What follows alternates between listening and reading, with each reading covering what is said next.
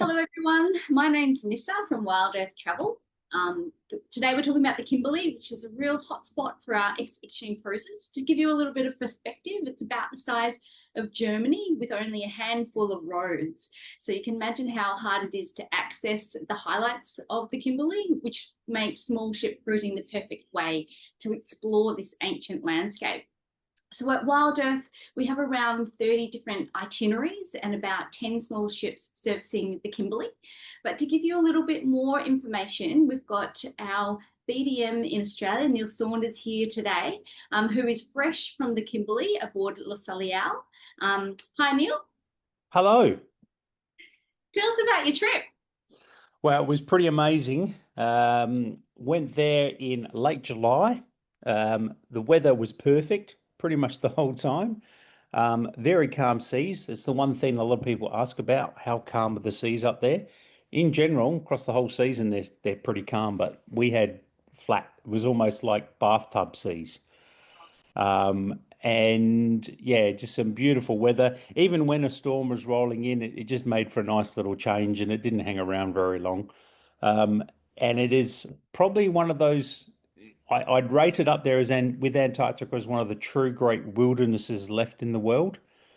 No roads, as you said, no buildings, just wildlife and ancient art. Good. It was probably 30 degrees every day. It's very warm. You're very tempted to go swimming in the ocean, but you can't. There's a few reasons for that. Some of them are about 2 to 4 meters long, and they like to submerge and swim quite long distances, and are probably some of the oldest animals on Earth. Yeah. But the good thing about when you're traveling with some of the larger small ships, so the 140 to 200 passenger ships, like Penant and Heritage even, they have a fantastic large pool to cool you down in, but lots of air conditioned space. And with like all the ships up there, even the small 12 passenger, 30 to 30 passenger ships, lots of open deck space, so you can actually get out there and see a lot. Because the weather was so good, probably created some of the best sunsets and sunrises you're ever going to see. They're nice and long, which was quite nice. And the big thing I suppose you notice up there is it's very tidal. So there's 9 meter tide swells that jump up and down along the whole ocean there. So you can be on top of a reef and you wouldn't know. And as the tide pops out, the reef is coming out of the ocean for you. Wow. Montgomery Reef. Montgomery Reef is point in case. They say it's something like 150 football fields or AFL ovals, whatever you want to call it, worth of water comes out every minute. That's crazy. And the great thing about that is that all the wildlife that's sitting on top of the reef starts to come to focus. You start seeing some beautiful corals and algae, but the good thing is that the turtles are really easy to spot then because they come right up quite high, so to speak, because they're losing water. So it's a great time for wildlife spotting there. One of our zodiacs, when we were there, even saw a manta ray that flew out of the water just before they got into the reef proper. So that was pretty exciting. Talk about the Kimberley program that I did, and the various Kimberley programs, which are all very similar across a lot of the ships. Just to give you an idea, the prime season to run in the Kimberley is April through to September. April, May being the better time to see the waterfalls, especially at King George Falls. You get the huge volumes of water running along the Fitzroy River as it comes cascading down the falls. But if you go later in the season, July and August, you've got a better chance of seeing a lot more of the manta ray and the wildlife, and a lot more action from the bird life as well. So sort of you toy one up versus the other. Personally, I like the later season because you've got more wildlife to look at. So that's the key thing. And all the itineraries are either traveling from Darwin to Broome or Broome to Darwin. There's a couple of itineraries traveling Darwin round trips, or you have other ones that start in Kununurra and finish in Broome and do shorter versions there. So there's something for everyone up there. But as I said before, last great bastion of wildlife there is. And it makes for some perfect sort of sunsets and sunrises. So my initial shot is sunset over Darwin. So that's the first thing you get as soon as you get on the ship. You get checked into your room and they call everyone up on deck, and you have a sail away drink, so to speak. And you get these beautiful sunsets over Darwin Harbour, which for us were absolutely stunning. And then moves into that twilight as you're heading. And you can see the water here. This was pretty much as tough as it got in terms of water everywhere, apart from the upside down falls, which I'll talk about in a bit later. We travelled on the Ponant ship, which was a French ship. Needless to say, their food and beverage package is amazing. The chefs on board there do fantastic array of different food, fresh cuisine, every breakfast, lunch, and dinner. You have two dining levels, whether you dine in the main restaurant or up on the sort of promenade deck at the back on deck six. Um, Spend a lot of our time up on deck six because you want to be there just in case something happens out in the ocean, just in case a whale decides to spout or breach, or perhaps there's some bird life that's following the ship that you want to see. So we spent a lot of time up there because you've got, a chance to do all those things. As we're traveling along, You're with about 180 passengers, is that right? The yeah, maximum? well, we had on our ship we were lucky. We had 90, and the maximum they will take is 180. But as an average rule, I had a good long chat to the captain. He said it's about 140 that Penont will take to the Kimberley is their general maximum. They tend to have about 30, minimum of 30 solo cabins every departure. So that's where they leave a dedicated solo cabin for these trips. So for solo travelers, the Kimberley is a really good option, especially with Penont because they offer potentially up to half the ship in solo travelers, depending on how full it is. Um, Single supplement offering as well on yeah, the yeah, zero single supplement there. As you can see, the open deck space with the sunset drinks, and you've got the pool. Sorry, lots of sunsets rolling through. The good thing is that they get people to mingle and chat a lot. They rotate, they give everyone a zodiac group or grouping color, so that you get on and off the ships quite easily. But they don't mind you mixing and mingling in those groups as well, if there's someone you want to travel with or meet with or talk with. So we often traveled in those zodiacs with different people all the time, and we tried to make sure that we got to meet lots of different people. Um, just amazing scenery everywhere you went. At night, we quite often sat on deck looking at the stars because we had beautiful, clear nights. We even had a couple of stargazing sessions with some of the expedition team who were showing us the sides, and we even had one WA-based expedition team who was showing us about Old Man Emu, which is a particular star pattern that they talk about in WA, and you can only really see it in WA. But that was quite an amazing thing. And the Old Man Emu apparently stems back from an indigenous stargazing. The key thing about these itineraries is that there is a big focus on wildlife. They do grab expedition team locally, a lot from Australia, but a lot of people who are experts in wildlife from all over the world that travel on the ships come on board the ships. And so you get a real taste of what there is in and about everywhere, which is probably one of the most important things there. Our first stop was to Vansittart Bay in Banjul, or it's at Woonamble Gambera country. Some of the most ancient art artifacts in Australia, Indigenous artifacts, are found in the Kimberley. And the Kimberley is thousands of years old. So we spent time visiting these art installations. A couple of times guided, a couple of times we travelled with our expert guides who were trained by the local guides. The Zodiacs can take up to 10 people, very easy to get in and out of. There's always crew to help. And with the flat calm waters, it's like just stepping on up one platform to another. Beautiful art installations that you don't realize are there as you're walking up to them, and then you see them. The ochre art, as you'll see, is very dark in nature. A lot of it started to wash away, but some of it is very well protected from the sun and the rain. So you get these fine pictures. And even as we talk about, some of these art pieces look more alien than anything else. So there was a lot of chatter about, oh, these aliens already. I think it's an artist's interpretation of traditional tribal dancing personally, but that was a great little chat about whether the aliens had actually invaded the Kimberley for a bit of fun. They've dated a lot of this art back thousands and thousands of years. And there's three or four art sites that we will visit on the cruises, and they are all very different and they all have different stories to tell. One in particular we went to was an overhang. So it's a bit of a hike up, probably about a K and a half hike. So it was a bit tricky. But we had plenty of team there to help out. But as you get to the overhang, the art underneath this sort of overhang cave was amazing.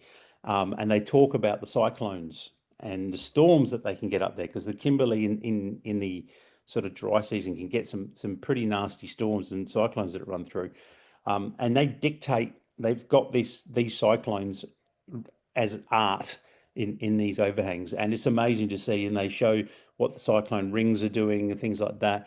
And then stories about those cyclones. There's one story in particular up there. They talk about, families and what they're doing and things like that. So it's just pretty amazing to see, and what we get up there. But it's really the wildlife and the bird life that you get up there that sort of makes everything amazing. As you're traveling around, the amount of sheer bird life up there it is on the islands, that is in and around, is incredible. We traveled up the Hunter River as far as we could go, through to Talbot Bay, and then Careering Bay as well. Now, one of the key things about this, there's not a lot of history up there, so to speak, but in Careering Bay is quite a famous boab tree, where the ship, the Mermaid, has carved its name into the tree, because they were more there to do repairs on their ship for many months. This is going back in the 1800s. So that's one of those wonderful places where we did a beautiful walk through nature. The wildflowers are out, bird life flying everywhere, and then we turn up to this massive boab tree with the name the Mermaid carved into it, which is carved into it hundreds of years ago. So that was sort of something a little bit special.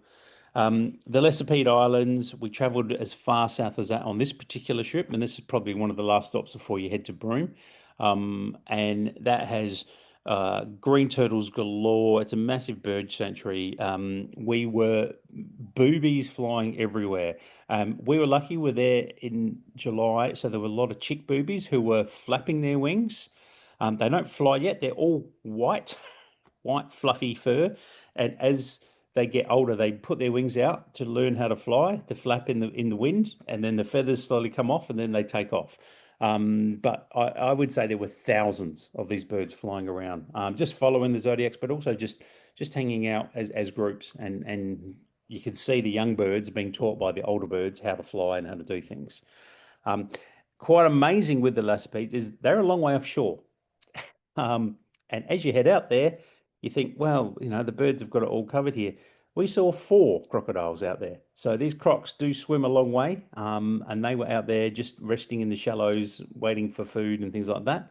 The biggest croc we saw was a 4 meter croc, which is pretty big. It didn't look that big. We were watching it from the beach. It turned and lengthened, and it was 4 meters long. And within, I'd say, 35 centimeters from getting to the water's edge into the water, it had disappeared. So part of the reason why you don't swim up there, in terms of those things. There are some swimming holes that tours will frequent and Yes. swim. Were you able to do any of that? Yeah, we didn't do it on this particular trip. We didn't. When you head out to, I've forgotten the name of the reef now. There is a particular Ashmore Reef, sorry. Yeah. When you head out to Ashmore Reef, some of the ships will head out to Ashmore Reef to clear international water. You can snorkel and swim there beautifully. No problem whatsoever. And it's beautiful reef and beautiful snorkeling opportunities there. I saw some photos and videos from some of the guides that they showed me what they saw there, and it's amazing. But when you're in the sort of Kimberley proper, no, they tend to not let you go swimming. It's more watching that wildlife, seeing that all happen, in terms of that stuff. Um, we did see so much. The rock formations, especially, with the King George River, as you head down the careers of the King George River, are stunning. We're talking 80 to 200 feet in the air, rock formations that you'll travel under, and the river, the Fitzroy River, comes and drops down in there. So it's essentially it's thoroughfare. So that was pretty amazing. The upside down falls, the sheer power that runs through that water channel was amazing. We travel with the Zodiacs and we get up. We don't cross it. They do it out of respect for the indigenous populations not to cross into that region. But they sit and you just feel the sheer power. We went there twice. We went there in the morning, and then when the tide swung the opposite way, as I said, remember they have 9 meter tidal swell, so it drops up and down 9 meters. It changed direction, and the sheer power of the water going both ways was phenomenal. You could just feel that what they go through. And then if you actually went into the bay, there are a couple of sort of high powered jet boats that are locally operated and have signed all the right things with the Indigenous teams up there. They go into there and you'll see this beautiful inlet bay. But the probably the highlight of that thing is sitting and feeling the power of this water. As you're traveling down sort of 3 geographical different levels of rock formation there. And that's just a spectacular spot to sit and watch the day go by. Optional opportunities for people to take helicopters or seaplanes as well. They give those as on the trip, so you can get up and see everything from the air. So that's pretty spectacular. And some of the trips even travel as far as the Olgas if they have the time. In terms of onboard facilities and things like that, the ship really doesn't want for anything else. Had a gym, had spa treatments if you wish to have them. They had lots of open areas to sit and read and quietly read and watch the world go by. A huge library on board of books from everywhere that the ship's travelled. And the bonus with the ship we had is that it travels as far south as Antarctica, as far north as the Arctic. So you could really get a feel for some of the places it visits.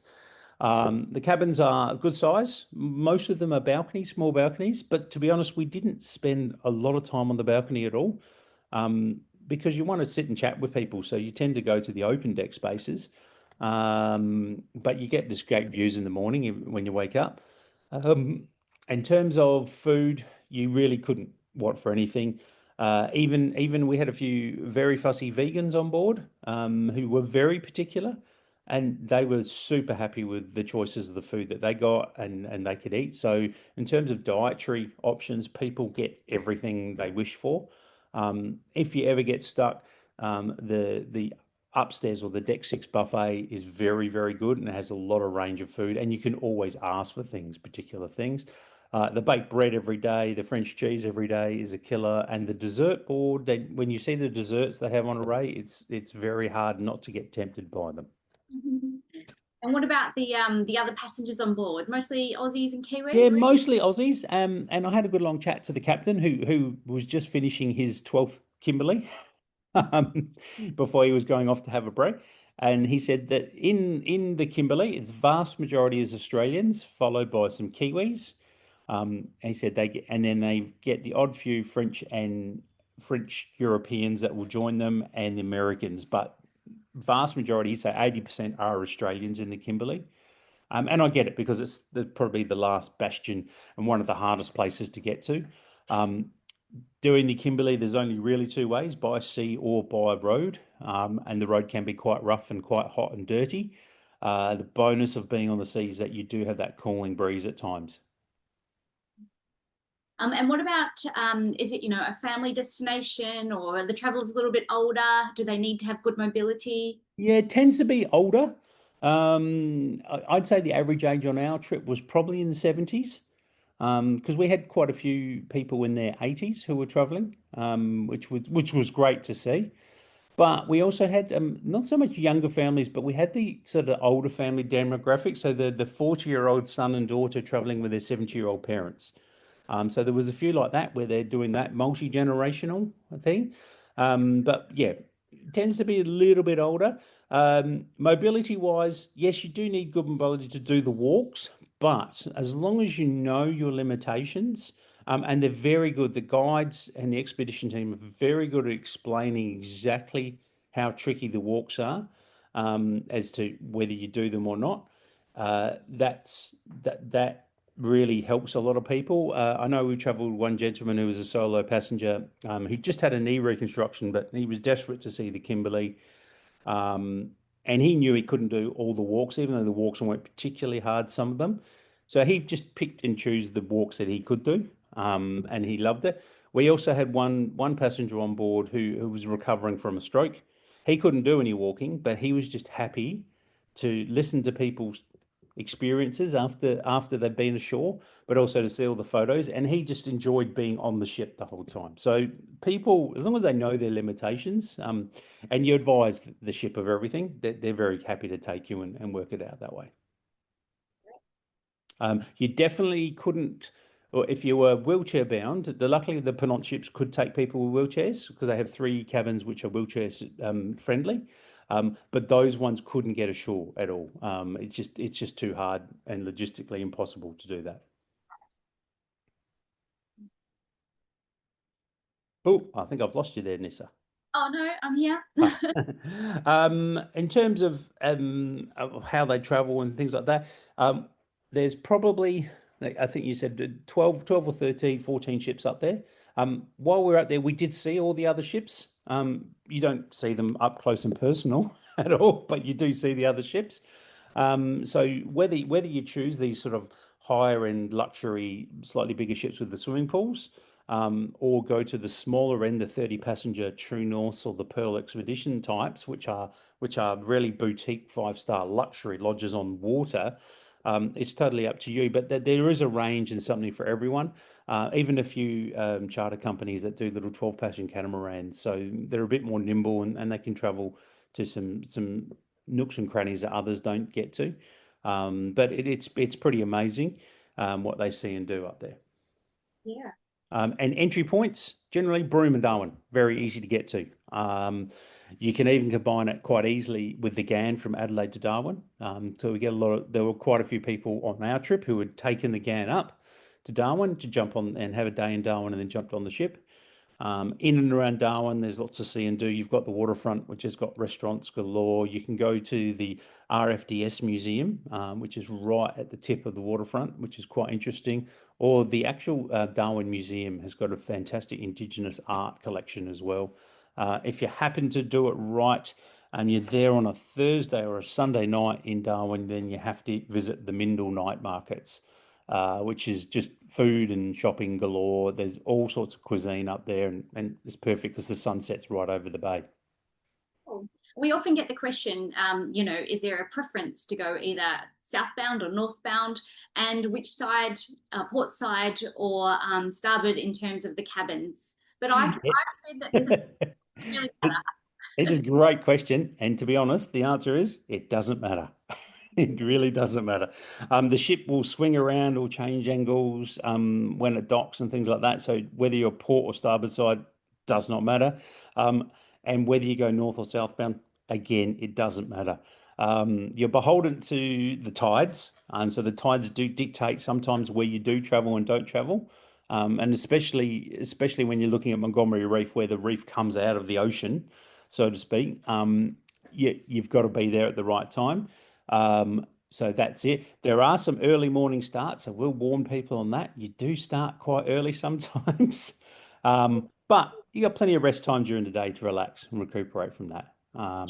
day, Neil, would you go out early or have your brekkie, go out early, come back for lunch, and then do another activity in the Yeah, afternoon? generally there were 2 activities every day. And whether that was a Zodiac cruise to look for wildlife or whether you were doing a walk or things like that. But there were generally 2 things every day. Sometimes you'd go before breakfast. So you'd get up early, go quick coffee, get out, and then you'd be out for an hour or two, come back to breakfast. And then they would maybe move position and then do an afternoon. Or sometimes they'd stay in position for the day because there were the options to see different things at different times of the day. So And what was your best highlight? probably, it's a tough call. There was a couple. Seeing the big 4 meter croc lying on the beach sunning itself early one morning, then cruising off to feed was quite impressive to see one that big. I've never seen one that big. But just the sheer numbers of bird life at the Lassipedes was amazing. Just the range of birds and all the different things that was incredible.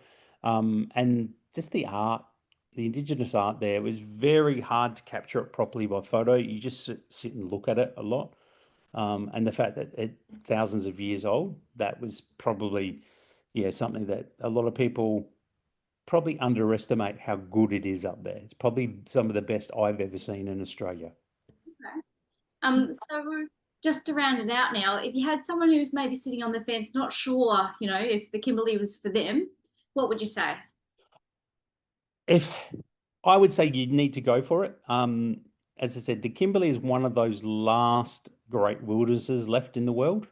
It is untouched, it is unspoiled, it is unpolluted. Um, so if someone is looking at doing it, I would say to get up there. It's not overrun with ships, which is great. They tend to be small and expeditionary in type anyway. So that's sort of another plus point there. In terms of what you're going to see and do up there, you're as active or as inactive as you want to make it. And that's the key thing about it. You are going to see some stunning scenery, and you will learn a lot from the guides and the expedition team on board. Their knowledge is amazing, and they're happy to sit and chat with you at any time of the day. If you wanted to ask more questions about something in particular, they were great for that as well. Fantastic. So it sounds like you might be back there at another time soon. Oh, I'm sure I might need to take my wife back on a trip. She holding this one against me for not taking her this time.